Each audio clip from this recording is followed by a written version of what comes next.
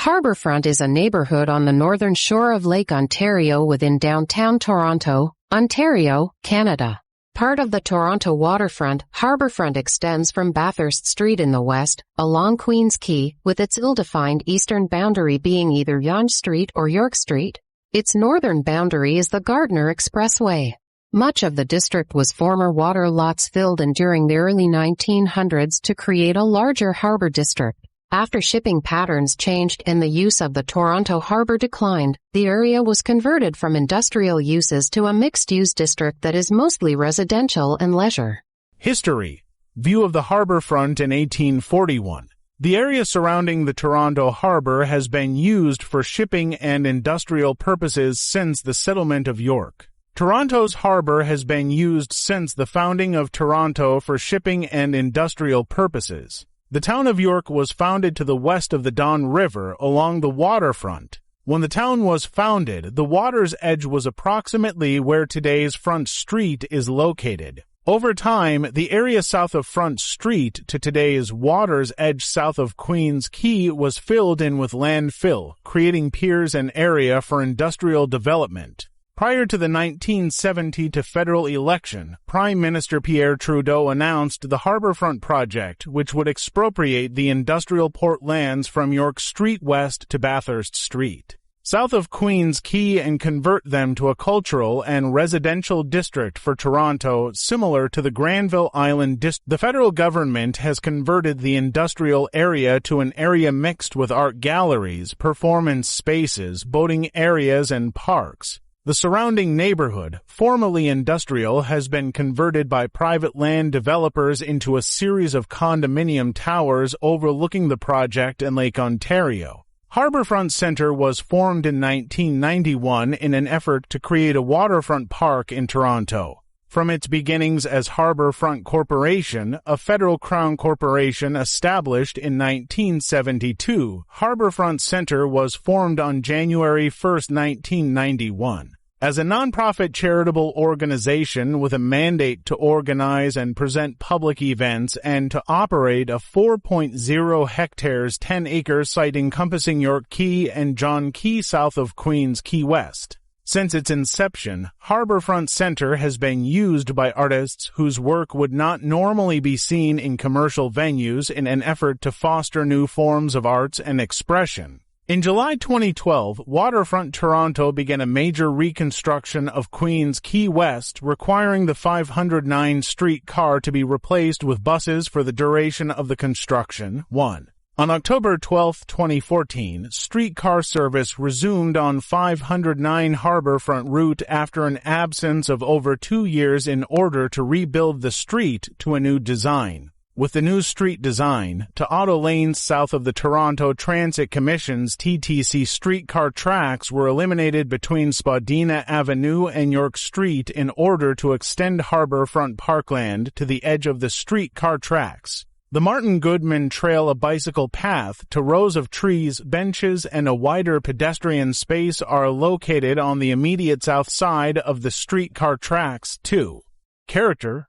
Skating outside Harbourfront Centre. The centre is a cultural organization established by the federal government at Harbourfront. The area along the waterfront is composed of mixed uses. The federal government lands to the south of Queen's Quay include a community centre, a Toronto Fire Services station, various boating uses, parkland, and the Harbourfront Centre. To the north of Queen's Quay, all of the industrial lands along the street have been replaced with high-rise condominium towers. To the east of the federal government lands, the waterfront is mixed with industrial uses, a hotel, ferry docks, boating uses, a sugar factory, and vacant lands. Neighborhood issues. The neighborhood is separated from the rest of downtown Toronto by the elevated Gardiner Expressway. A project to link Lower Simcoe with Simcoe Street via tunnel was completed to provide a new link between Harbourfront and downtown, though access between the waterfront and the core remains an issue.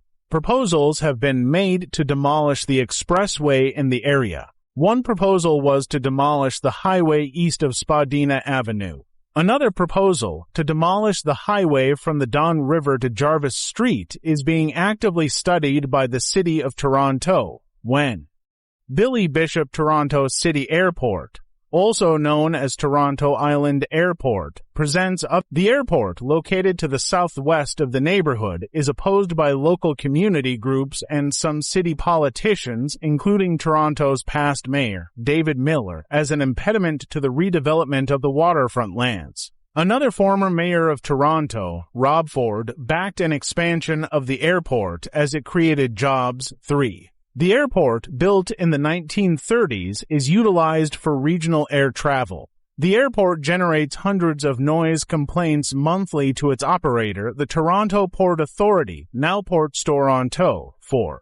The Toronto Port Authority confirmed on September 12, 2008, that Porter Airlines was fined for breaking noise curfews in its operations at the airport. In 2008, a study by the Port Authority was conducted seeking ways to reduce noise from Porter's takeoffs and landings. 5.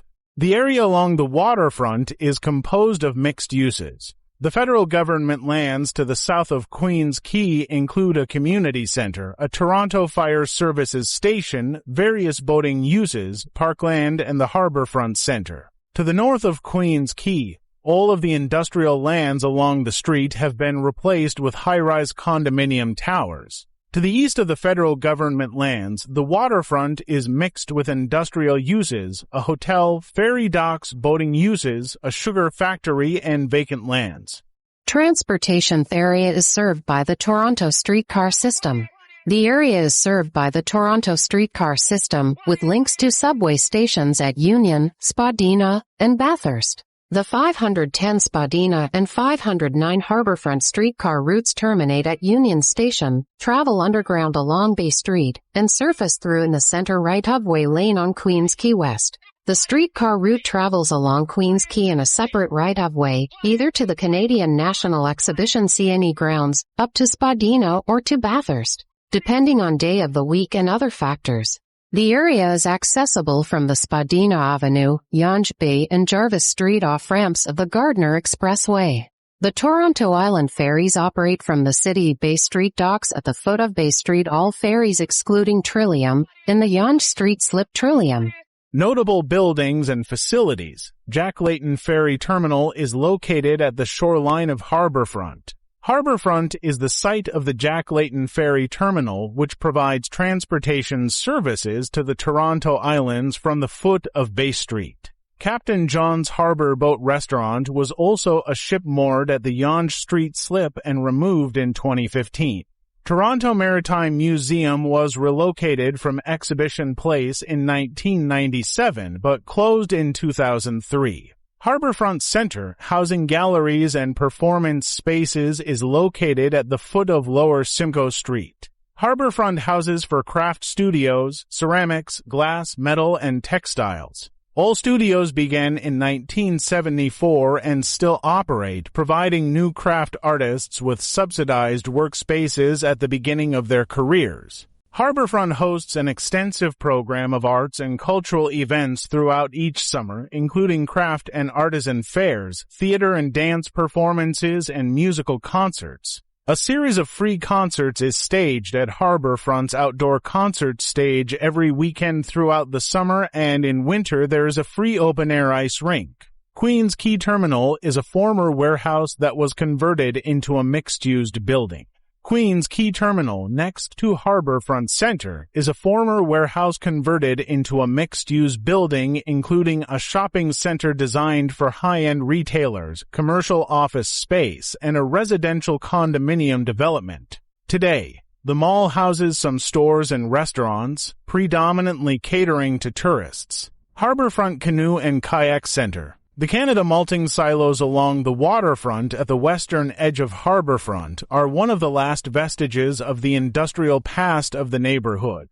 The buildings were long ago abandoned by the company that built them, but a proposal for demolition was cancelled when the estimated cost for demolition rose into the millions of dollars. The site is also now considered a heritage site, and any development must conserve some aspect of the industrial past. Two proposals have been made. A Canadian Music Museum and a Toronto History Museum have both been proposed for the site. Both proposals keep the silos but demolish other buildings on the site. The silos are one to remaining silos in the area. See Victory Soya Mills silos and reminder of the past uses of the area. To the south of the silos, Toronto's Ireland Park was inaugurated in 2004. The site commemorates the men and women who were forced to flee Ireland during the Great Famine. 6. To the east of Harbourfront, at the foot of Jarvis Street, is the Redpath Sugar Refinery, which is both an active sugar refinery and a sugar production museum. Parks and Open Spaces, HTO Park, is one of several parks located along Harbourfront. Although Toronto has often been criticized for not having a dynamic and beautiful waterfront park, Harbourfront has a network of parks, open spaces, and trails that allow residents and visitors to access the public realm. Parks and Open Spaces Park is one of several parks located along Harbourfront. Although Toronto has often been criticized for not having a dynamic and beautiful waterfront park, Harbourfront has a network of parks, open spaces, and trails that allow residents and visitors to access the public realm. Parks and public spaces like HTO Park, the Martin Goodman Trail, the Yo-Yo Ma Music Garden, and the Toronto Waterfront Wave Decks at the foot of Spadina Avenue, Rees Street and Lower Simcoe combine to beautify the area and bring people to the water's edge. List of parks and open space: Harbourfront Water's Edge, Park, Ireland Park, John Quay, John Key North, Harbour Square Park, Martin Goodman Trail, Waterfront Trail, Maple Leaf Key East. Former site of Maple Leaf Mills, Silas Maple Leaf Key West, Rees Wave Deck, Simcoe Wave Deck, Toronto Music Garden, Spadina Wave Deck, York Key, and Harbourfront Centre. Neighborhood issues. The neighborhood is separated from the rest of downtown Toronto by the elevated Gardner Expressway. A project to link Lower Simcoe with Simcoe Street via tunnel was completed to provide a new link between Harbourfront and downtown, though access between the waterfront and the core remains an issue. Proposals have been made to demolish the expressway in the area. One proposal was to demolish the highway east of Spadina Avenue.